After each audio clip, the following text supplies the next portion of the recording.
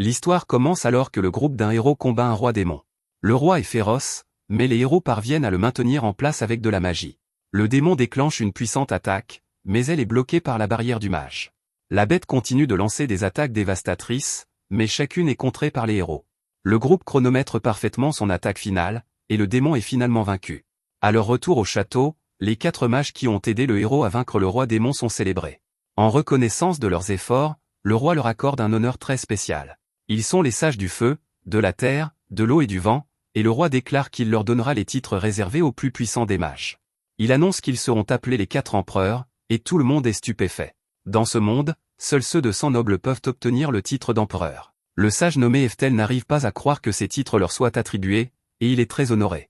Le roi reconnaît que dans ce monde de magie, Eftel n'est pas le plus puissant. Cependant, il a gagné un grand titre, et désormais, il sera connu sous le nom d'empereur de la foudre. Les autres sages reçoivent également leur titre, et tout le monde les applaudit. Alors que tous acclament, Eftel ne peut s'empêcher d'être ému. Après 40 ans d'études de la magie, ses efforts étaient enfin reconnus de la plus belle des manières. Bien des années plus tard, l'apprenti d'Eftel, nommé Merlin, lui annonce que le petit déjeuner est prêt. Eftel attend la journée avec impatience car elle sera remplie d'entraînement. Plus tard ce jour-là, Eftel entraîne ses élèves et les félicite pour leur bon travail. Un élève laisse tomber le rocher sur sa tête en essayant de maintenir un sort, et Eftel rappelle aux élèves de rester concentrés. S'ils ne peuvent pas se concentrer, ils ne pourront pas maintenir leur cercle magique tout en récitant l'incantation. Eftel finit par leur dire de relâcher le sort, et il est clair que les élèves sont épuisés. Il leur dit qu'il est temps d'essayer à nouveau les sorts de niveau 4, mais Merlin dit qu'il devrait se reposer. Eftel est pris au dépourvu par son inquiétude pour lui, mais il l'assure qu'il va bien. Un retour en arrière révèle qu'Eftel a trouvé Merlin après une catastrophe. Sa mère était un démon qui a perdu la vie en étant prise dans la bataille des héros contre le roi démon. Eftel est sûr que Merlin ne s'en souvient pas, mais il a mis fin à la vie de tant de membres de son clan. Il ne peut qu'éprouver de la culpabilité, d'autant plus qu'elle s'inquiète autant pour lui. Eftel passe outre pour rappeler aux élèves comment utiliser les sorts de niveau 4. Merlin veut avec empressement qu'il lui enseigne les sorts de niveau 6, mais les autres élèves font remarquer que c'est trop tôt.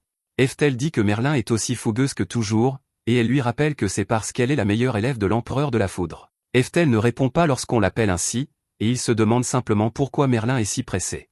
Il lui rappelle que les fondamentaux sont importants, c'est pourquoi ils doivent s'entraîner à la concentration. Merlin dit avec urgence qu'elle doit se dépêcher de devenir plus forte, mais elle s'arrête avant de révéler pourquoi. Un peu plus tard, nous voyons ce qui motive réellement Merlin. Elle se tient devant une forêt dangereuse et se dit qu'elle ne doit pas avoir peur. Merlin est terrifié alors qu'elle entre dans la forêt, mais elle s'incite à continuer d'avancer. Finalement, elle arrive à une grotte et se dit qu'elle doit vaincre le monstre qui vit à l'intérieur. Ce sera la seule façon pour elle de pouvoir véritablement se dire la meilleure élève de l'empereur de la foudre. Une fois qu'elle le sera devenue, elle pourra enseigner à tous afin qu'Eftel n'ait plus à le faire. Tout ce que Merlin veut, c'est qu'Eftel puisse enfin se détendre et se reposer. Malheureusement, les choses ne se passent pas si bien, car quelques instants plus tard, nous voyons Merlin courir pour sauver sa vie. Elle est poursuivie par la bête de la grotte, et elle n'arrive pas à croire que la magie de niveau 4 n'ait pas fonctionné contre elle. Ses attaques n'ont rien fait, elle n'a donc plus qu'une seule option. Elle se tourne vers le monstre et commence une incantation. Alors qu'elle prépare son attaque, elle se rappelle de se concentrer, comme Eftel le lui a appris. Ce n'est pas facile car elle prépare un sort de niveau 6 et le monstre s'approche rapidement. Elle est sur le point d'être attaquée, alors elle libère le sort. Elle est ravie de voir que le sort a fonctionné, mais cela ne dure pas longtemps. Le monstre est tout simplement trop puissant et il l'attaque. Merlin est en grand danger alors que la bête s'approche d'elle et se prépare à mettre fin à ses jours. À ce moment-là, Merlin est soulagée lorsqu'elle voit qu'Eftel est arrivée pour l'aider. Malheureusement, il gronde Merlin en lui rappelant qu'il lui avait dit de rester loin de cette forêt.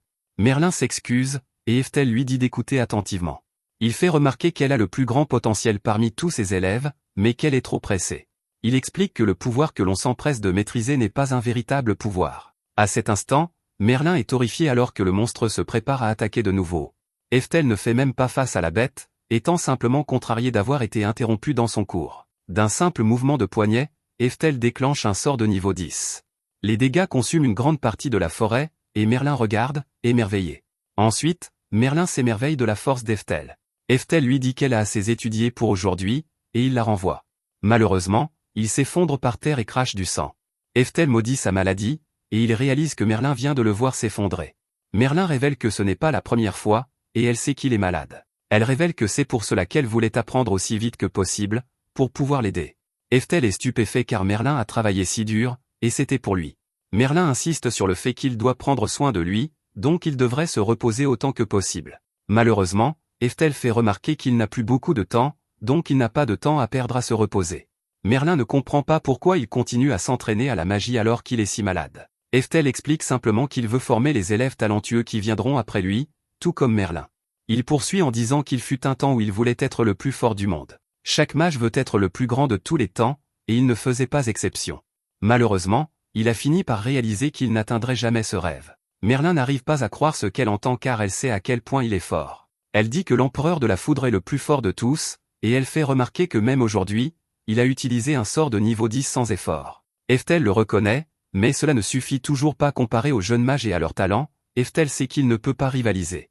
Même lors du combat contre le roi démon, il avait du mal alors qu'il était le plus âgé d'entre eux. Le lendemain, l'un des élèves d'Eftel arrive avec une nouvelle urgente. Il révèle que l'empereur de la flamme a terminé sa théorie sur l'aptitude magique. Eftel est stupéfait et il examine les détails. Il n'arrive pas à croire ce qu'il lit car la découverte de l'aptitude magique d'une personne a longtemps été considérée comme impossible. Eftel est émerveillé en lisant comment cela se fait réellement. Comme il l'avait toujours soupçonné, l'empereur de la flamme s'avère être un génie. L'élève d'Eftel se demande ce qu'il va faire, alors Eftel dit qu'il devrait essayer. Il rassemble ses élèves et fait les préparatifs pour découvrir quelles sont leurs aptitudes magiques. La première étape consiste à placer un seul cheveu du sujet dans une fiole. Celui-ci est immergé dans une eau magique spéciale traitée pour chaque élément. Merlin est la première à être testée, et les élèves sont étonnés lorsque son cheveu réagit avec l'eau magique. Les fioles bleues et vertes brillent, alors ils se demandent ce que cela signifie. Selon le document de l'empereur de la flamme, la force de la lumière et la profondeur de la couleur indiquent un rang entre eux et S. Quant au résultat de Merlin, le vert et le bleu brillent intensément et sont colorés. Cela signifie qu'elle a une aptitude de rang S à la fois pour l'eau et le vent. Les autres éprouvettes sont rouges et marron, ce qui signifie que son feu est de rang C et sa terre de rang B. Tous les élèves sont émerveillés, mais Eftel remarque que cela ne semble pas signifier grand-chose pour Merlin. Cependant, il l'a élevée depuis qu'elle était bébé, donc il sait ce que cela signifie. Compte tenu de ce qu'il sait de son aptitude magique, les résultats de ce test sont précis à 100%. La manière actuelle dont les gens apprennent la magie dans ce monde consiste à faire étudier à un élève les sorts de base de tous les types. Après un certain temps, ils décident de ce qu'ils pensent être leur aptitude. Cependant, avec ce test, ils pourront le savoir dès leur entrée à l'école. Eftel se corrige en réalisant que désormais, ils pourront connaître l'aptitude de quelqu'un au moment de sa naissance. Cela signifie également qu'ils pourront entraîner leur aptitude beaucoup plus tôt et devenir beaucoup plus forts. Eftel veut se tester, mais Merlin fait remarquer qu'il est déjà l'un des 4 empereurs. Les autres élèves sont curieux de voir ce que cela donnera, alors Eftel se prépare. Il pense que même s'il ne peut pas atteindre le plus haut niveau de magie, il veut savoir s'il a jamais eu le talent pour le faire. Il a travaillé des centaines de fois plus dur que quiconque, et il a même fourni plus d'efforts que les 3 autres empereurs. Ce n'était même pas comparable, alors il veut voir ce qu'il aurait pu accomplir s'il avait connu son aptitude avec une certitude absolue. À la surprise générale, le test montre que son eau est incolore. Incolore signifie aucune aptitude du tout, mais les élèves n'y croient pas. Il est impossible qu'Eftel ait une aptitude nulle, et Eftel est d'accord. Aucune aptitude du tout signifie qu'aucun esprit ne vous bénira. Eftel a vraiment du mal à accepter cela, et il se rappelle désespérément qu'il est l'empereur de la foudre. Merlin est sûr qu'ils ont dû faire une erreur, alors elle dit qu'il devrait réessayer. Eftel est d'accord avec elle, alors il continue d'essayer. Malheureusement, peu importe le nombre de fois qu'ils essaient, la fiole reste incolore. Finalement, Eftel est forcé d'accepter qu'il n'a jamais eu d'aptitude. Il réalise maintenant que cela a du sens car il lui a toujours fallu plus de temps qu'à tout le monde pour apprendre la magie. Ce n'est que grâce à ses efforts incessants qu'il est devenu meilleur que les autres. Il détermine que la raison pour laquelle il ne pouvait pas battre les autres empereurs, et la raison pour laquelle ils l'ont toujours surpassé, était qu'il n'avait pas d'aptitude magique. Alors qu'il accepte ce simple fait, son corps commence à se dégrader à nouveau. Son état ne fait qu'empirer alors que sa toux devient plus violente, et Merlin essaie de prendre soin de lui. Malheureusement, il est dans un si mauvais état qu'il lui dit de s'éloigner pour qu'elle ne voie pas à quel point c'est grave. Alors qu'Eftel lutte contre sa maladie, il pense à comment il a toujours cru qu'il pourrait un jour atteindre les plus hauts niveaux de magie. Cependant, quoi qu'il fasse, il n'a jamais pu surmonter le mur appelé talent. C'est à ce moment qu'il perd tous les souhaits de sa vie et tout son espoir. Il se qualifie de pathétique, et il se demande ce qui serait arrivé s'il avait eu plus de temps. Sa vie commence à s'éteindre, et au lieu de s'en aller paisiblement, il part avec des regrets infinis. Il est submergé par la frustration, mais il n'a plus de temps, et sa vie prend fin. À ce moment-là, une compétence mystérieuse s'active et utilise la seconde réincarnation. Eftel se retrouve dans un endroit lumineux, et il ne se souvient de rien. La dernière fois qu'il était ici, c'était il y a 50 ans, et il ne se souvient pas qu'il possède la compétence de réincarnation. Une déesse apparaît devant lui, et il se souvient que c'est ici qu'il l'a rencontrée pour la première fois. C'était après qu'il eut mis fin à sa première vie dans un monde différent du précédent. La déesse le salue et lui rappelle ce qui s'est passé. La compétence d'Eftel, appelée indomptable, lui donne le pouvoir de travailler vers son objectif sans jamais abandonner. Eftel est surpris, mais cela explique pourquoi il n'a jamais pu renoncer à quoi que ce soit. La déesse déclare maintenant qu'il est temps pour la seconde réincarnation d'Eftel. Comme la dernière fois, il peut choisir 2 compétences de départ bonus. Elle lui propose quelques options, mais Eftel les refuse toutes. Il explique qu'il possède encore toutes les connaissances magiques qu'il a acquises au cours de 2 vies. S'il obtient juste le temps de fournir plus d'efforts pour s'améliorer, alors c'est tout ce dont il a besoin. La déesse est surprise, mais elle comprend parfaitement. Eftel est monté au rang des 4 empereurs, même s'il n'avait pas d'aptitude. Ce n'était pas seulement grâce à sa compétence seule, c'était grâce à la force de sa volonté. Eftel est prêt, alors la déesse le réincarne pour une seconde fois. Un peu plus tard, Eftel se réveille et se retrouve dans un nouveau corps, et un tas de souvenirs lui reviennent. Alors qu'il se regarde dans un miroir, il se rappelle qu'il est Eftel, l'empereur de la foudre. À ce moment, sa mère arrive pour lui dire que le petit déjeuner est prêt. Pendant qu'il mange, Eftel réfléchit à sa situation. Grâce à la compétence seconde réincarnation que la déesse lui a donnée, Eftel est maintenant dans sa 3e vie. Depuis qu'il a eu 4 ans, les souvenirs de l'ancien Eftel ont commencé à revenir. Il déclare que cette fois-ci, il va véritablement maîtriser la magie. Heureusement, ce qu'il vient de se rappeler ce matin, c'était comment préparer l'eau pour le test d'aptitude magique. Eftel ne veut pas perdre de temps, alors il va se tester. Malheureusement, comme il s'y attendait, l'eau est à nouveau incolore. Cela signifie qu'il est très probable qu'il atteindra ses limites lorsqu'il apprendra les sorts de niveau 10, comme la dernière fois. À ce moment-là, un dragon terrifiant géant apparaît de nulle part, et Eftel remarque qu'il a des yeux cramoisis. Cela indique clairement que quelqu'un a dû le mettre en colère. Le dragon est poursuivi par des chevaliers, et Eftel réalise que la capitale est en danger. Eftel se précipite après lui, mais il s'arrête en se rappelant quelque chose. Il aurait pu aider à combattre cette bête lorsqu'il était à son apogée, mais maintenant il n'a que 4 ans. Eftel pense que s'il avait su que cela arriverait, il serait né dans un corps capable d'utiliser la magie. Il est complètement impuissant maintenant, et il ne peut que se souvenir du vieux sort qu'il a créé. C'était son propre sort original de niveau 10. À cet instant, alors qu'il pense à ce sort, il s'active sans avertissement. Le cercle magique est immense et déclenche une puissante attaque de foudre. Le sort frappe le dragon terrifiant et le décime complètement. Eftel regarde, choqué, car il ne comprend pas comment il vient de vaincre la bête. Les chevaliers sont encore plus confus et se demandent si le dragon a été frappé par la foudre. Eftel regarde sa main avec stupéfaction alors qu'il réalise ce qui se passe, il vient de renaître dans ce monde en étant capable d'utiliser les capacités magiques de l'apogée de son ancienne vie, même s'il n'a que 4 ans. Un peu plus tard, Eftel réfléchit à sa situation actuelle. Cela fait 3 ans que son moi passé s'est réincarné dans ce corps, et il a mené beaucoup de recherches. Ce qu'il a appris, c'est que le monde dans lequel il se trouve maintenant est le même que celui qu'il habitait, mais 400 ans plus tard. Le lendemain matin, un homme arrive chez Eftel.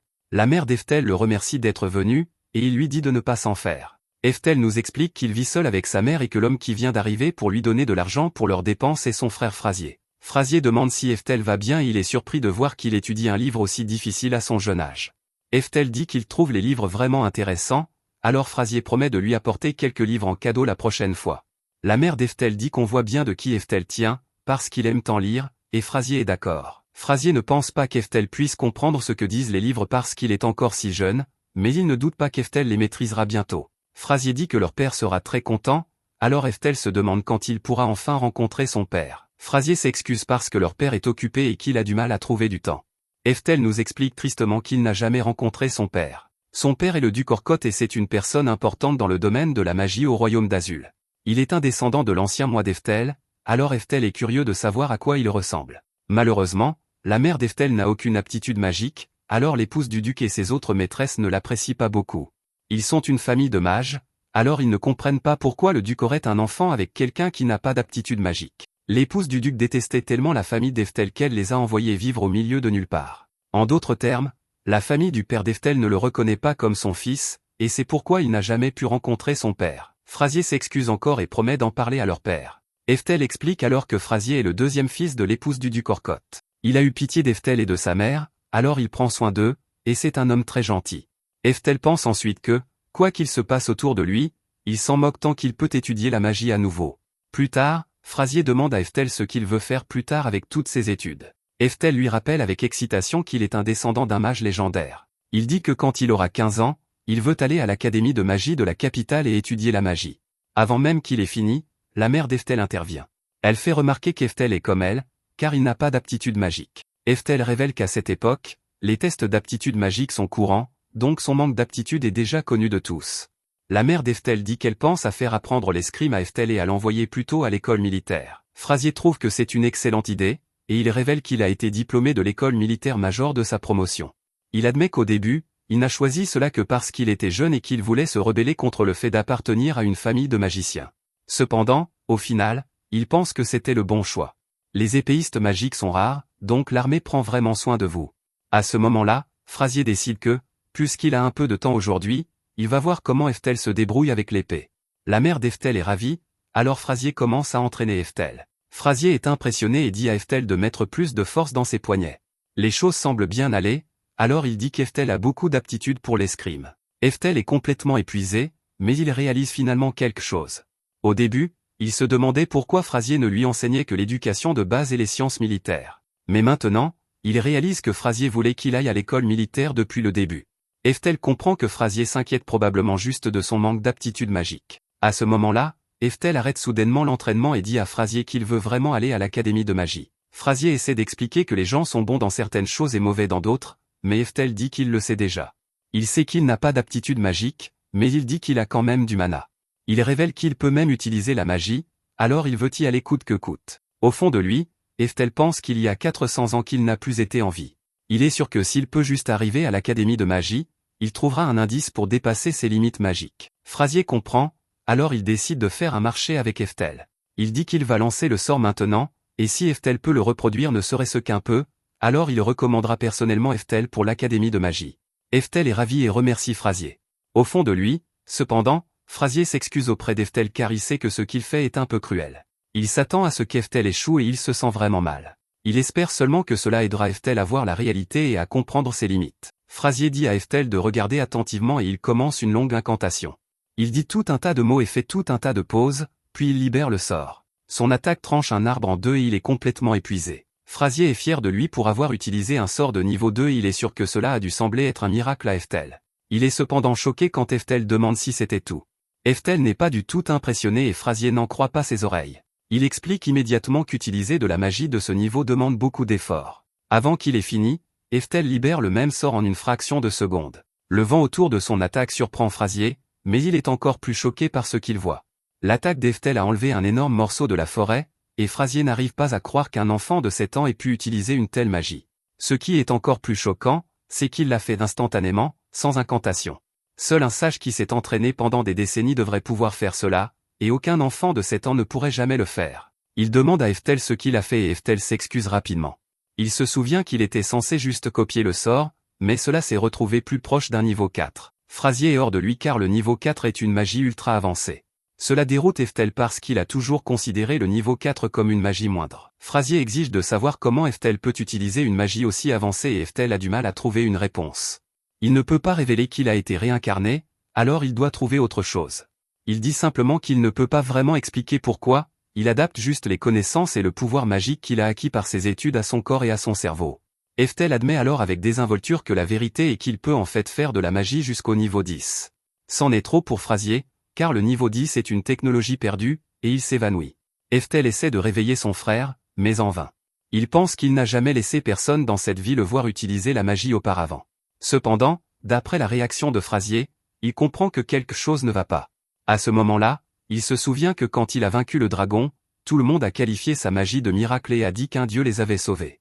Eftel réalise rapidement que quelque chose ne tourne pas rond à cette époque. Pendant que Frazier se remet, Eftel lit quelques livres sur les niveaux magiques, et tout s'éclaire enfin pour lui.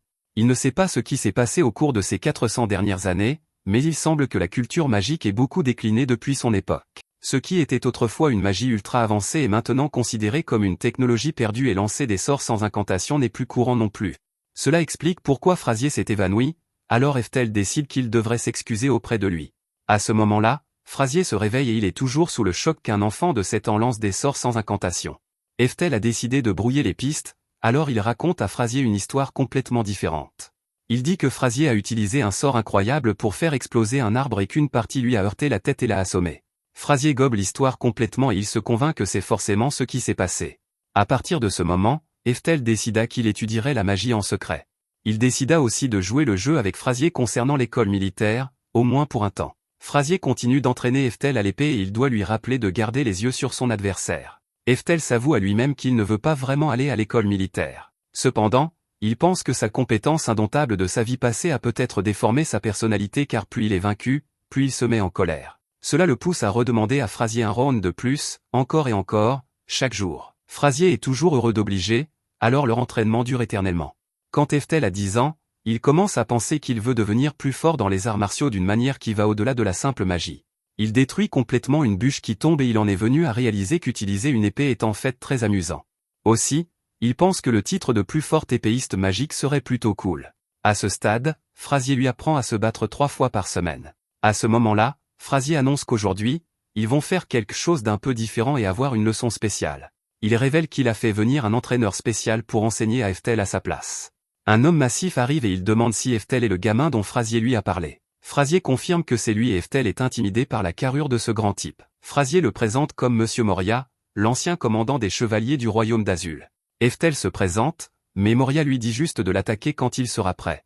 Il laissera même Eftel porter le premier coup, alors Frazier lui souhaite bonne chance. Eftel l'a bien entendu, mais il ne trouve aucune ouverture du tout. Rien qu'en regardant Moria, il peut dire qu'il est incroyablement fort. Moria s'impatiente parce qu'Eftel reste planté là, alors il décide de faire le premier mouvement lui-même. Eftel réalise que face à la puissance de Moria, ce n'est pas qu'il ne veut pas bouger, c'est qu'il ne peut pas bouger. Moria déclare qu'il est prêt et il apparaît immédiatement devant Eftel. Moria est si rapide qu'Eftel ne voit même pas son épée bouger et on lui dit qu'il est trop lent pour réagir. Moria demande si c'est tout ce qu'il a, mais Eftel n'abandonne pas. Eftel utilise l'amélioration des capacités physiques et Moria est impressionné qu'il puisse l'utiliser à son âge. Eftel déchaîne une pluie d'attaques, alors Moria dit qu'il voit pourquoi Frazier l'a recommandé.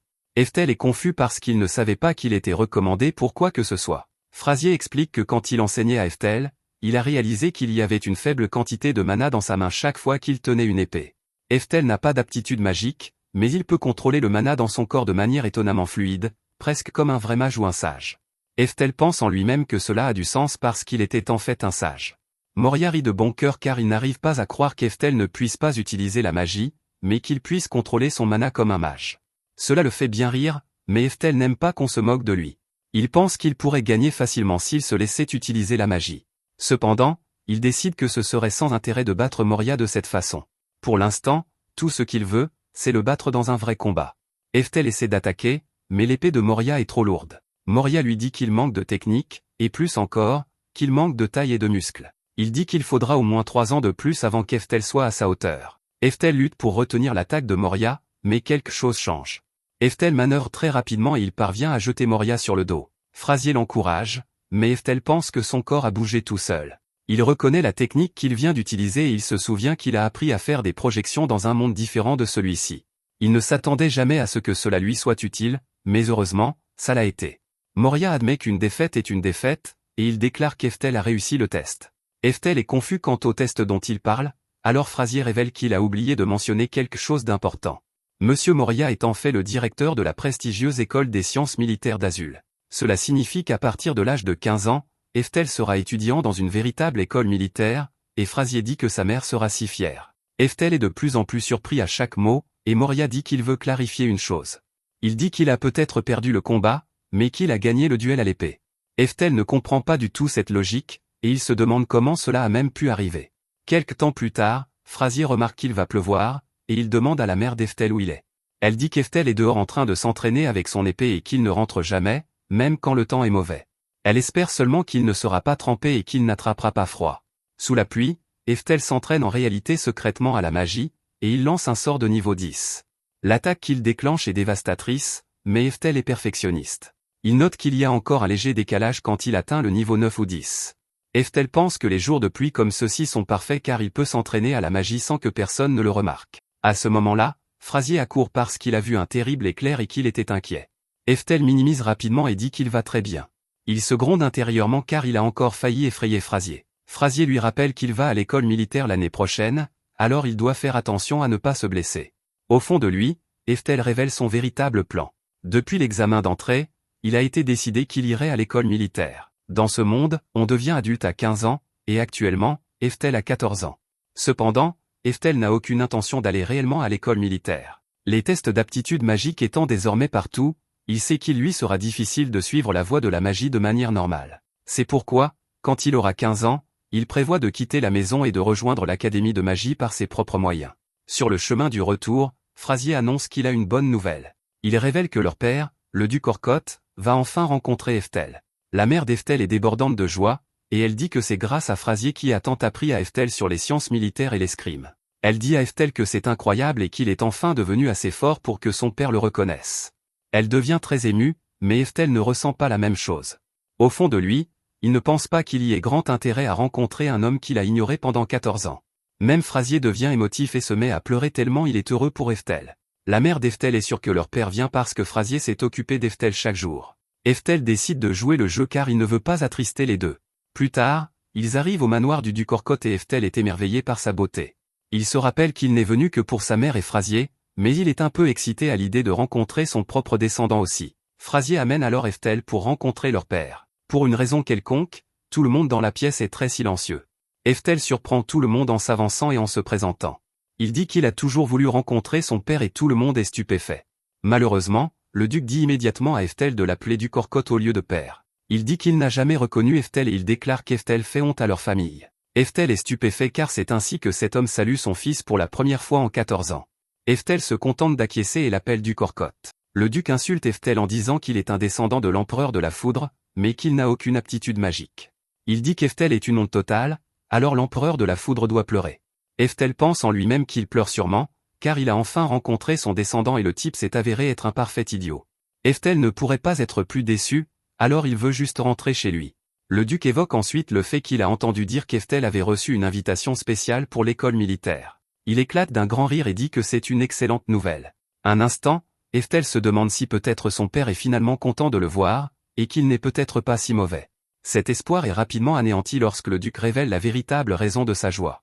Il rit seulement parce que maintenant il n'aura plus à payer pour la nourriture d'Eftel. Puisqu'Eftel y va sur invitation, il aura tous ses repas et son logement gratuit et recevra même une bourse à partir de sa 3e année. Cela signifie que le duc n'aura pas à dépenser d'argent pour lui.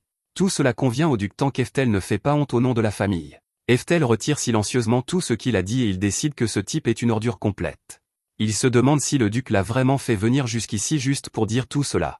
À ce moment-là, le duc appelle un autre de ses fils nommé Yohem. Il dit à Yohem que même s'il n'a eu Eftel que sur un coup de tête, les gens vont quand même penser qu'il fait partie de sa famille. Il veut que Yohem voie si Eftel est assez fort pour éviter de se ridiculiser à l'école militaire. Yohem comprend que son père veut qu'il donne une leçon au chien et il accepte la tâche avec joie.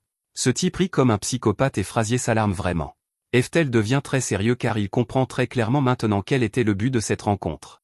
Tout le monde sort pour que Yohem puisse tester la force d'Eftel. Frazier prévient que Yohem n'en a peut-être pas l'air, mais qu'il est en réalité très compétent, il a obtenu les meilleures notes en escrime à l'école, et il est très dangereux. Même s'il ne s'agit que d'un combat simulé, Frazier dit à Eftel de se rendre si nécessaire. Eftel accepte, mais dans son esprit, il pense déjà que tout cela est énervant. Yohem nargue notre héros alors que le combat est sur le point de commencer, en disant que c'est sa dernière chance de s'enfuir. Yohem est cependant pris au dépourvu quand Eftel dit qu'il ne partira pas. Yohem abandonne alors l'épée, qui est bien plus lourde que les armes d'entraînement normales. Il explique qu'on l'appelle une épée en bois dur, et qu'il ne les utilise pas habituellement. Il dit qu'un coup solide avec cette épée pourrait briser des os ou même enfoncer un crâne. Yohem est sûr qu'Eftel sait ce que cela signifie, mais en réalité, il ne le sait pas. Yohem explique qu'en tant que fils aîné de la vraie famille, il donnera une vraie leçon à Eftel et à sa sotte de mère. Eftel est évidemment contrarié par cela, et Yohem ne fait qu'empirer les choses. Il explique que personne dans la famille ne les aime, et que la mère d'Eftel a supplié leur père de donner naissance à Eftel, ni l'un ni l'autre n'ont d'aptitude magique, et ils font honte à toute la famille. Yohem aimerait mettre fin à la vie de la mère d'Eftel, mais il devra se contenter de tuer Eftel à la place. Il permet à Eftel d'attaquer le premier, mais notre héros est figé sur place. Yohem se demande s'il pleure, mais Eftel est en réalité furieux, il est incroyablement déçu car ses descendants sont le pire genre de personnes. Yohem insulte la mère d'Eftel une dernière fois de la manière la plus dégoûtante, et Eftel en a assez. Eftel submerge instantanément son adversaire avec ses frappes, et Yohem peut à peine bloquer les attaques. Eftel est vraiment déçu maintenant, et il se demande si Yohem sait même se servir d'une épée. Yohem finit par célébrer lorsqu'il bloque une frappe lourde, mais Eftel n'a pas fini. Eftel utilise le renforcement physique, et il ajoute une tonne de pression à son attaque. Yohem est horrifié, et il se demande si c'est vraiment le même gamin d'il y a un instant. Il n'a aucun espoir de se défendre contre cette attaque, et tout le monde est stupéfait quand Eftel le repousse. Eftel le bête si sévèrement que Yoim se retrouve impuissant au sol. Le combat est terminé, mais Eftel se soucie plus d'envoyer un message, et il dit à Yoim qu'il ne dira cela qu'une seule fois, si Yoim insulte encore sa mère, il mettra fin à sa vie. Eftel change de ton après avoir laissé Yoim inconscient, et il dit à sa mère qu'il est temps de rentrer à la maison. Même sa mère doit se demander si c'est vraiment le même Eftel qu'elle connaît, et Eftel l'assure que c'est le cas. Quant à son père, Eftel n'oublie pas de le remercier pour l'invitation. Le duc est terrifié maintenant, alors il souhaite simplement à Eftel d'aller à l'école militaire l'année suivante. Après un certain temps, Eftel pense à comment il pensait que le camp du duc Orko se vengerait d'une manière ou d'une autre, cela fait 2 semaines, et rien ne s'est passé, alors Eftel et sa mère profitent de leur vie paisible. Juste à ce moment-là, Frasier arrive soudainement chez eux en portant un bébé avec lui. Eftel se demande ce qui se passe, et un regard dans le passé révèle ce qui s'est passé. Au château, Frasier a annoncé à la garde royale que les chevaliers sacrés et l'armée d'Azula partaient au combat, cela signifiait que, pendant leur absence, c'était à eux de défendre la capitale. La situation était si dangereuse que Frasier a dit qu'il devrait faire venir des enfants de l'école militaire pour protéger la ville. Frasier a expliqué à son bras droit que la faction du ministre prévoit d'assassiner le prince pendant que leurs forces principales sont parties. C'est alors qu'un garde l'a informé urgemment que des barbares attaquaient la capitale. Il n'avait plus de temps, alors Frasier a dit qu'il devait mettre le prince en sécurité quelque part. Frasier explique maintenant à Eftel que c'est arrivé si soudainement, et que la maison d'Eftel était le seul endroit sur auquel il pouvait penser. Eftel comprend rapidement la situation politique derrière cette dangereuse crise de succession royale, le deuxième fils de l'ancien roi était plus talentueux que le premier, il est donc devenu le roi actuel, pendant ce temps, le fils aîné est devenu le ministre de la couronne. Le deuxième fils n'avait pas d'héritier mâle, alors l'aîné a supposé que son fils hériterait du trône. Malheureusement pour lui, le deuxième fils, qui est le roi actuel, a eu un fils à lui, et cela a tout changé. Le fils du roi serait bien sûr l'héritier du trône, ce qui a contrarié le ministre. Maintenant, la faction du ministre veut mettre fin à la vie du bébé prince afin qu'il puisse être complètement retiré de la succession. Eftel ne peut que se demander comment des barbares ont pu entrer dans la capitale alors que leur défense était déjà renforcée. Frasier admet qu'il croit que le duc est derrière tout cela, si le trône change de main, alors le duc Orko sera celui qui bénéficiera le plus en termes de statut et de pouvoir. Il est difficile de savoir à qui ils peuvent faire confiance, alors Eftel se demande ce qui va se passer maintenant. Frasier dit que, puisqu'ils ne peuvent pas retourner dans la capitale, ils devront traverser la frontière pour mettre le prince en sécurité avec leur armée principale. Frasier se prépare à partir, mais Eftel choque tout le monde lorsqu'il arrive à la porte en tenue complète, il exige qu'il le laisse venir, et sa mère est inquiète. Le bras droit de Frasier, nommé Moria, est content car plus ils sont dead, mieux c'est. Eftel se souvient comment Azul a soutenu les héros contre le roi démon dans sa vie antérieure, à cause de cette dette, il se sent responsable de protéger ce pays des traîtres. Par-dessus tout, il refuse de laisser son père et ses hommes s'en tirer. Après avoir fait tout cela, Eftel part pour ce voyage, et il s'excuse auprès de sa mère de l'inquiéter. Finalement, le groupe traverse la forêt de Nil vers la frontière. Cependant, Eftel remarque que la forêt est étrangement silencieuse, et qu'il n'y a d'animaux nulle part. Juste alors, ils entendent un bruit tonitruant, et Frasier ne sait pas ce qui se passe, tout ce qu'il sait, c'est que rester ici serait insensé, alors il se dépêche vers la sortie de la forêt. Ils courent aussi vite qu'ils le peuvent jusqu'à ce que la lisière de la forêt soit en vue.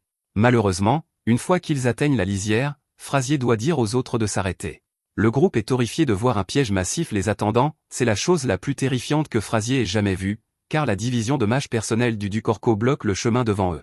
Cette armée est massive, et même le duc Orko est ici. Il est clair que nos héros ne peuvent pas avancer, alors Moria se demande s'ils devraient faire demi-tour. Malheureusement, Eftel fait remarquer que le chemin derrière eux est couvert de flammes. Frasier réalise que le bruit qu'ils ont entendu plus tôt était l'ennemi mettant le feu à la forêt, leur objectif était de les faire sortir, alors Moria se demande s'ils pourront vraiment mettre le prince en sécurité. Les choses s'annoncent très mal, car il y a un incendie derrière eux et toute la division de mages devant eux, ils n'ont nulle part où fuir, alors Frasier dit qu'il va essayer de parler à son père. Moria sait que cela ne signifiera que sa mort, mais Frasier dit qu'ils n'ont pas d'autre choix. Frasier sort de la forêt et dit à tout le monde qu'il est désarmé, il veut qu'Orko arrête ce qu'il fait afin qu'il puisse résoudre cela par le dialogue. Yoim se demande ce que son père veut faire, alors le duc dit qu'il va parler à Frasier. Frasier est incroyablement soulagé de voir que son père est ouvert à la discussion, alors il se précipite vers lui, il suppose que son père comprend ce qu'il essaie de dire, et il ne pourrait pas être plus heureux. Orko dit qu'il comprend, mais Frasier découvre rapidement que ce n'est pas ce qu'il veut dire. Orko place une arme sur la poitrine de Frasier, et il dit que ce qu'il comprend vraiment, c'est que Frasier est sur son chemin. Frasier est horrifié, et son père active l'arme, il crie d'agonie alors que l'attaque le submerge, et Eftel n'arrive pas à croire qu'Orko l'a piégé. Frasier s'effondre, et Orko rit comme un fou, il déclare qu'il est temps de tout brûler, et ses mages commencent un rituel. Moria n'arrive pas à croire ce qu'il voit, car ce rituel est le sort le plus puissant portant le nom de l'un des légendaires 4 empereurs, c'est un sort de niveau 6 appelé Eftel, et il faut une armée de mages pour l'activer. Moria doit empêcher Eftel de secourir Frazier, car c'est bien trop dangereux. Ce sort est déchaîné, et tout dans la zone environnante est couvert de flammes. Orko ne pourrait pas être plus satisfait, mais notre héros regarde avec terreur alors qu'il ne peut que prononcer le nom de Frazier. Frazier essayait seulement de protéger un bébé, alors Eftel ne comprend pas pourquoi sa vie a dû se terminer ainsi. Une rage qu'Eftel n'a jamais ressentie auparavant grandit en lui, et il déclare que le duc regrettera ce qu'il vient de faire. Moria se demande si Eftel va bien, car il y a quelque chose de différent chez lui, Eftel a une colère terrifiante dans les yeux, et il annonce qu'il va apprendre à l'ennemi ce qu'est la vraie magie. Moria essaie d'empêcher Eftel d'aller au danger, mais il est trop tard. Eftel avance et utilise un sort de niveau 9 appelé Cosetti. Moria n'arrive pas à croire ses yeux quand ce sort gèle toute la forêt en un clin d'œil, même toute l'armée de mages est stupéfaite alors que la glace s'approche rapidement d'eux. Yohim appelle cela un sort d'une puissance insondable, et il ne comprend pas ce qui se passe. Orko regarde le champ de glace gelé, et Eftel continue son approche. Eftel pense qu'à cette époque du monde, une magie aussi puissante a été oubliée, ses ennemis devant lui n'ont probablement jamais entendu parler de quiconque lançant un tel sort. Eftel admet également que la magie de l'eau n'est même pas sa spécialité, c'est pourquoi il est déçu que cette gigantesque armée de mages n'ait pas pu l'arrêter. Il est contrarié car il pensait qu'il aurait appris à ses fils à utiliser la magie et à se battre. Quant à Orko, il ne réalise que maintenant qu'Eftel est venu avec Frazier, alors il dit à ses mages de montrer à l'ennemi la terreur d'une division magique. Les mages utilisent un sort de niveau 5 appelé flèche d'explosion, et ils déchaînent un barrage complet, des flèches de feu couvrent le ciel et s'abattent sur Eftel. Orko ne pourrait pas être plus satisfait alors que des explosions remplissent tout le champ, il célèbre sa victoire, mais ils sont tous rapidement horrifiés lorsqu'ils voient qu'Eftel est toujours debout.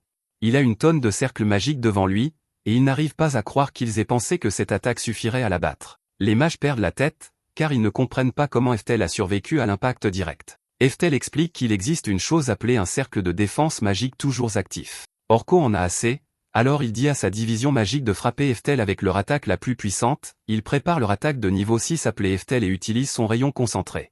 C'est une attaque de foudre, et elle est utilisée à pleine puissance. Alors que l'attaque s'approche, Eftel dit que c'est insultant que son nom soit utilisé pour quelque chose comme ça, Eftel utilise immédiatement son sort de niveau 7 appelé garde magique extra, et il bloque leur attaque la plus puissante facilement. Les mages sont sans voix, car Eftel a annulé un sort magique légendaire sans grand effort, il l'appelle un monstre, et Eftel dit qu'ils sont vraiment pathétiques. Eftel démontre alors sa vitesse insensée alors qu'il se précipite directement dans l'armée de mages, il les taille en pièces, et il pense à quel point il est content que Frazier ait pris le temps de l'entraîner. Eftel décide alors qu'il s'entraînera à renforcer son épée avec de la magie, il utilise le sort de niveau 2 appelé bombe d'émeute, et son épée est couverte de magie. Un mage essaie de riposter, mais Eftel le réduit en cendres avec une attaque d'épée magique. Les autres mages essaient de courir pour sauver leur vie, mais Eftel leur rappelle de ne jamais tourner le dos à leur ennemi, il détermine qu'il devra leur donner une dernière leçon avant que leur vie ne prenne fin. Eftel utilise un autre sort, et les mages sont terrifiés quand le ciel est couvert de nuages, Eftel contrôle la météo, ce qui signifie qu'il utilise le pouvoir divin de la magie perdue. Eftel les traite tous d'imbéciles, car ce ne sont pas que des nuages, il dit que sa magie n'est pas aussi minable que la leur, qui ne contrôle que l'électricité statique. Eftel déclare que ce qu'il contrôle, c'est la foudre elle-même, il montre ensuite aux mages à quoi ressemble un véritable sort Eftel en utilisant la version de niveau 10. Les mages sont horrifiés de l'entendre dire niveau 10, et l'attaque illumine tout le ciel. L'attaque massive finit par se terminer, et les seuls ennemis restants sont Orko et Yohim, ils sont protégés par la barrière d'Eftel, et ils se demandent s'ils sont maintenant en sécurité. Eftel arrive, et Yohim est furieux, il dit qu'Eftel ne s'en tirera pas comme ça après avoir attaqué les mages du duc, mais Eftel le met simplement endormi.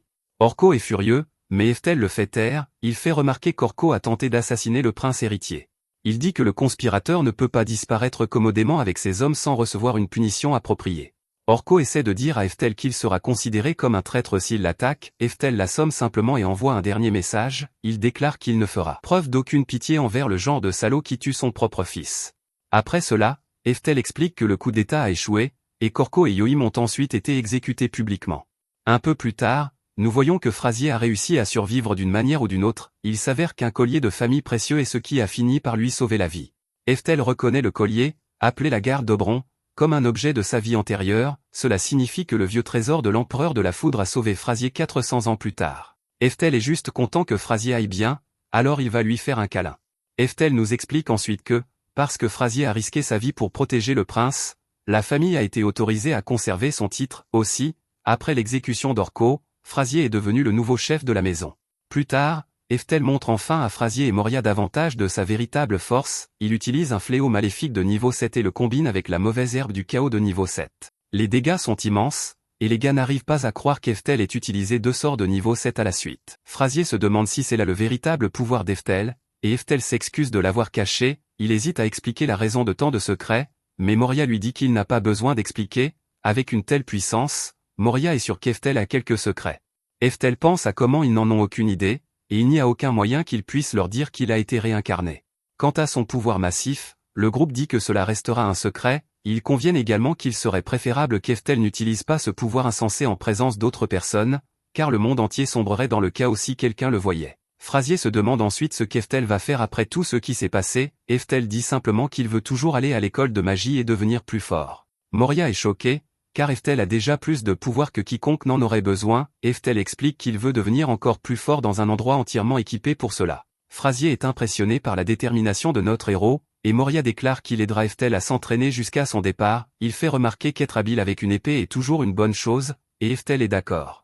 Notre héros pense à comment il fait un autre pas majeur vers la véritable maîtrise de la magie. Un peu plus tard, Eftel fête ses 15 ans et il se prépare à quitter sa maison. Sa mère lui dit qu'il est désormais un adulte, et qu'il peut maintenant choisir sa propre voie. Elle prend soin de lui rappeler qu'il sera toujours le bienvenu à la maison, quand il le voudra. Elle se met à sangloter de façon incontrôlable, et elle se précipite pour étreindre notre héros. Eftel remercie sa mère de l'avoir élevé durant les 15 dernières années. Moria se met également à pleurer, mais il jure qu'il a juste de la poussière dans les yeux. Tout le monde fait un signe d'adieu à notre héros, et Frasier lui dit de ne pas oublier son entraînement à l'épée. Eftel s'incline respectueusement devant eux et les remercie pour tout ce qu'ils ont fait. Il se promet à lui-même que cette fois-ci, il dépassera les limites de son talent. Il refuse de cesser d'avancer jusqu'à ce qu'il atteigne les plus hauts niveaux de la magie. Quelque temps plus tard, Eftel s'arrête dans une maison de thé pendant son voyage vers l'école. À l'intérieur, il remarque un mage arrogant nommé Edwards qui parle avec condescendance à un professeur royal. Le professeur est extrêmement reconnaissant d'avoir Edwards ici parce que c'est un mage célèbre connu sous le nom de Flamme Folle. Cet endroit est perdu dans la campagne, donc il ne voit jamais personne comme lui. Le professeur espère juste qu'Edwards enseignera à ses élèves ce qu'est la vraie magie. Malheureusement, Edwards est un parfait crétin, et il dit au professeur de ne pas lui adresser la parole sans permission. Il espère que le professeur comprend la différence de valeur entre une seule seconde de sa vie et celle de tous les autres. Le professeur s'excuse abondamment, mais Eftel ne peut que penser à quel point Edwards est un crétin égocentrique. Pour rendre son propos encore plus clair, Edwards rappelle au professeur que même s'il n'a que 20 ans, il est devenu un aventurier de rang A. Cela attire l'attention d'Eftel car c'est tout un exploit. Edwards continue d'insulter le professeur en soulignant qu'il a 50 ans et qu'il n'est toujours que de rang C. Il dit que le plus grand talent du professeur est d'enseigner la magie à des gamins au milieu de nulle part. Il le traite d'ordure pour avoir osé lui parler pendant qu'il lisait. Le professeur s'excuse à nouveau car il doit dire quelque chose à Edwards. Il explique que ses élèves ont préparé un banquet pour accueillir Edwards, et ils aimeraient qu'il vienne. Malheureusement, Edwards décline de manière grossière. Il explique qu'aujourd'hui est une soirée spéciale pour lui et la fille démon à ses côtés. Il montre la marque d'esclave qui est sur la fille et dit que c'est aujourd'hui qu'elle va s'apposer définitivement sur son corps. Ces marques fonctionnent de telle sorte que si une intrigue est développée avant que la marque ne soit apposée, cela peut ruiner le sort. Eftel est dégoûté parce qu'Edwards a acheté cette fille pour une seule raison, et maintenant le temps pendant lequel il n'a pas pu développer d'intrigue avec elle est terminé. Eftel est tellement écœuré par cela qu'il en a presque vomi. Il ne peut s'empêcher de penser à comment Merlin aurait fini de la même manière s'il ne l'avait pas recueilli. À ce moment-là, un villageois avertit tout le monde avec urgence qu'un ORC géant est apparu. Eftel se précipite sur les lieux et se demande ce qu'il devrait faire. Tout le monde panique parce qu'aucun aventurier par ici, à la campagne, ne pourrait faire face à une bête aussi puissante. Le professeur dit à tout le monde de se calmer parce qu'Edwards de la Flamme Folle est là. Il explique qu'Edwards est un aventurier de classe A, alors tout le monde dit qu'ils sont sauvés. Edwards lui dit qu'un ORC géant est un monstre de haut rang B. Cependant, pour un aventurier de classe A comme lui, cette pitoyable bête n'est pas à craindre. Tout le monde l'admire, et Eftel pense que même 400 ans dans le futur, les aventuriers de rang A sont encore idolâtrés. Edwards interpelle la bête, et il dit à tout le monde qu'il va leur montrer ce qu'est la vraie magie. Il explique que ce n'est pas quelque chose que l'on voit à la campagne, alors tout le monde s'excite. Edwards commence son incantation et utilise un flamme sacrée de niveau 4. Il frappe la bête et tout le monde célèbre. Edwards déclare que le sort imparable de niveau 4 est sa magie la plus puissante. Il dit que vous n'avez pas l'habitude de voir cela gratuitement, alors tout le monde l'admire encore plus. Malheureusement pour lui, Eftel réalise qu'il y a un problème après l'avoir entendu dire niveau 4. Juste à ce moment-là, pour une raison quelconque, tous les villageois deviennent terrifiés. Edward se demande ce qui ne va pas, et il se retourne pour constater que l'ORC est totalement indemne. Il est horrifié parce que son sort le plus puissant n'a rien fait. L'ORC s'approche de lui, et il réalise quelque chose de terrifiant, il s'avère que cette bête est le type d'ORC le plus puissant, appelé Berserker. Edwards pense qu'un sort de niveau 4 pourrait battre un ORC géant, mais pas un Berserker. Il sait qu'il n'a aucun moyen de battre cette chose, alors il s'enfuit pour sauver sa vie. Les villageois se demandent ce qu'il fait, mais il passe simplement à côté d'eux en courant. Il commence un autre sort, et tout le monde est soulagé de voir qu'il se bat encore. Malheureusement pour eux, cela n'a rien à voir. Edwards crée en réalité une barrière pour se séparer de l'ORC, mais il piège tous les villageois à l'intérieur. Ils ne peuvent pas sortir et se demandent ce que fait Edwards. Le maléfique Edwards explique qu'il les utilise comme appât parce que quelqu'un d'aussi précieux que lui ne peut pas perdre la vie ici. Tous les villageois le supplient de les libérer, mais Edwards leur dit de servir de leur pour qu'ils puissent s'échapper. Les villageois crient parce qu'ils ne veulent pas que leur vie se termine alors que l'ORC s'approche d'eux. Ils commencent à perdre espoir, mais Eftel utilise un sort de niveau 6. Il s'appelle Serif Dispel, et il détruit la barrière. Les villageois courent vers la sécurité, et Edwards ne comprend pas ce qui vient de se passer. Il voit Eftel, et il n'arrive pas à croire que ce type a fait tomber sa barrière. Le professeur fait même remarquer qu'il a utilisé la magie sans incantation. Eftel réalise qu'il est peut-être allé trop loin car il ne veut pas se faire remarquer. Il ne peut pas non plus ignorer cela, alors il se demande ce qu'il devrait faire. Alors que la bête s'approche de lui, Eftel a une idée, il va utiliser un sort de niveau 3 pour le camouflage, puis enchaînera avec un sort de niveau 9. Ainsi, tout le monde pensera qu'il a simplement utilisé le sort de niveau 3. C'est le plan parfait, et il est sûr que personne ne remarquera. La bête est pressée de se battre, alors Eftel utilise son attaque de feu de niveau 3. Les villageois n'en croient pas leurs yeux car un si jeune garçon est déjà capable d'utiliser la magie de niveau 3. Eftel voit que tout le monde est concentré sur le sort de niveau 3, il peut donc maintenant enchaîner avec le sort de niveau 9. Notre héros est cependant stupéfait lorsque le sort de niveau 3 suffit à vaincre la bête. La vie de l'ORC prend fin, et tout le monde est émerveillé. Edwards est sidéré car il ne comprend pas pourquoi son sort de niveau 4 n'a pas fonctionné, mais celui de niveau 3 d'Eftel, lui, a marché. Le professeur explique que contrairement au sort d'Edwards, Eftel a forgé et raffiné sa magie correctement. C'est la technique d'Eftel qui a donné à son sort la puissance d'un niveau 5. L'esprit du professeur est époustouflé car il devrait être impossible pour quelqu'un d'aussi jeune de faire quoi que ce soit de tel. Eftel lui-même ne s'en était pas rendu compte car ce n'était pas si important dans sa vie antérieure. Forger et raffiner la magie était juste la chose la plus basique que tout mage pouvait faire. Eftel est déçu car Edwards est de rang A, mais il ne s'est même pas donné la peine de maîtriser les bases. En y regardant maintenant, Eftel pense qu'un sort de niveau 1 aurait pu faire l'affaire. Il remarque que tout le monde l'admire maintenant, et il réalise qu'il s'est définitivement fait plus remarquer qu'il ne le voulait. Eftel essaie de dire qu'il a juste eu de la chance, mais les villageois sont distraits. Ils disent que l'ORC sent bon, et Eftel n'arrive pas à croire que c'est comestible. Il s'éclipse discrètement et suppose que les villageois regardent le sort comme s'il s'agissait d'un simple sort de niveau 3. Il s'échappe, mais il surprend Edwards quand il l'interpelle. Il dit à ce crétin qu'il devrait montrer plus de respect envers ses aînés. Eftel souligne que le professeur connaît l'art de la magie bien mieux qu'Edwards. Le professeur est extrêmement reconnaissant, et Eftel dit qu'il a encore une chose à ajouter. Il fait remarquer que ce qu'Edwards vient de faire avec sa barrière est une tentative de meurtre. Grâce à lui, ce n'était qu'une tentative, mais c'est quand même un crime grave. Eftel déclare que les criminels n'ont pas le droit de posséder des gens, donc Edwards devrait libérer la fille et se rendre. La fille est stupéfaite, et Edwards ne peut qu'accepter de faire ce qu'il dit. Notre héros s'en va, et la fille l'admire. Alors qu'Eftel continue son voyage, il remarque que la fille le suit. Il se demande combien de temps elle compte faire ça, mais elle est trop nerveuse pour répondre. Elle peut à peine parler, mais elle révèle qu'elle voulait lui demander de l'aide. Elle dit qu'elle veut qu'Eftel soit son maître, et Eftel ne sait même pas comment répondre. La fille explique qu'à ce rythme, elle sera arrêtée comme une fugitive en cavale. Eftel sait qu'elle a raison car la marque ne peut pas être enlevée facilement même si elle n'a pas de maître. De plus, un serviteur lié dont le lien avec son maître a été rompu est libre d'être pris par n'importe qui. Si un bizarre la force à conclure un contrat, on ne sait pas ce qui lui arrivera. La fille souligne qu'Eftel a l'air d'une personne gentille, et qu'il est définitivement 1 million de fois mieux qu'Edwards. Eftel ne peut pas le nier, mais il se demande comment un démon comme elle a fini dans cette situation en premier lieu. Elle explique que les humains ont forcé son clan à la servitude depuis qu'ils les ont vaincus dans une guerre il y a longtemps.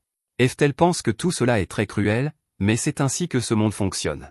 La fille explique ensuite que ça n'en a peut-être pas l'air, mais qu'elle est une descendante de la royauté démoniaque. Elle est aussi une parente éloignée de la directrice d'une célèbre académie de magie.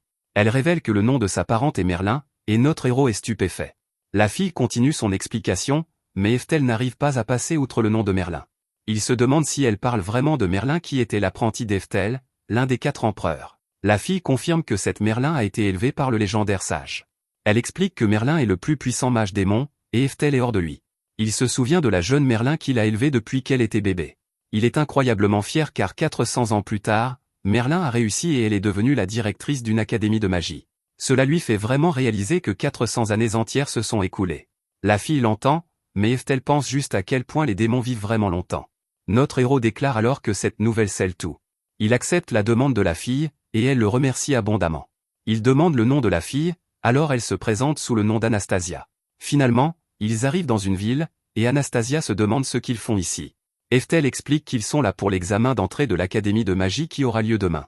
Anastasia n'arrive pas à croire qu'il va y aller en tant qu'étudiant car il est déjà si fort. Ils vont manger quelque part, mais Anastasia craint que cet endroit soit trop cher. Eftel lui dit de ne pas s'inquiéter des prix car il dit qu'il faut bien manger la veille d'un grand événement.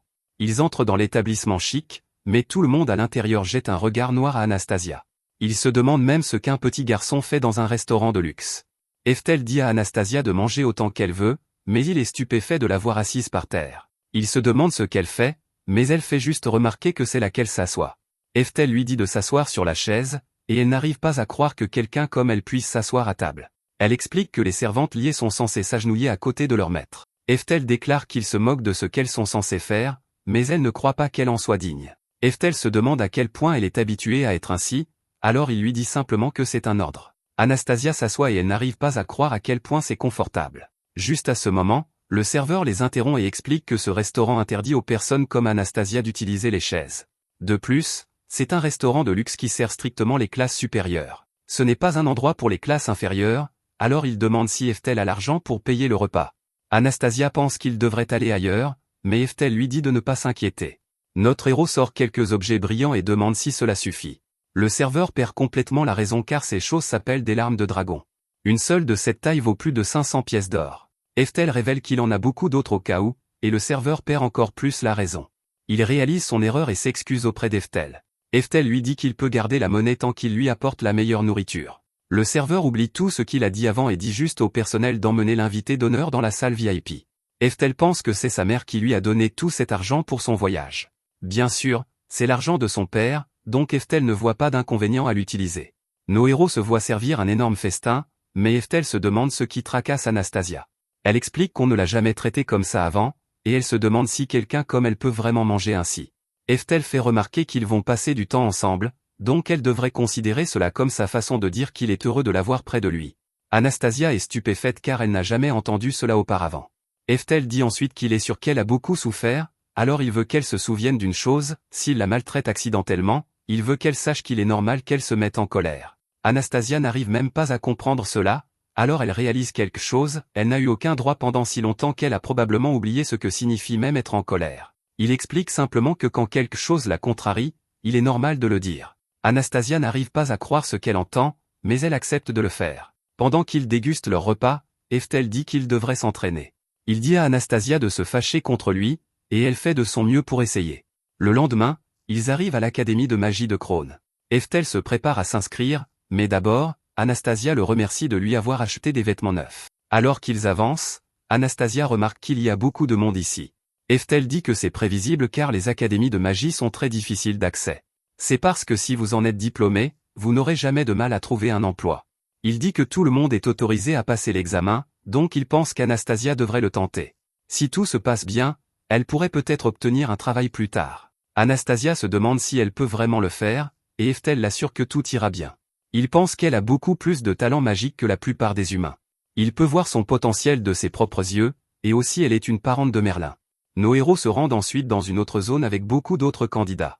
Un homme annonce qu'ils vont maintenant commencer la première étape de l'examen. Il révèle qu'il s'agira d'un battle royal, et notre héros s'y réjouit. Merci d'avoir regardé mon récapitulatif.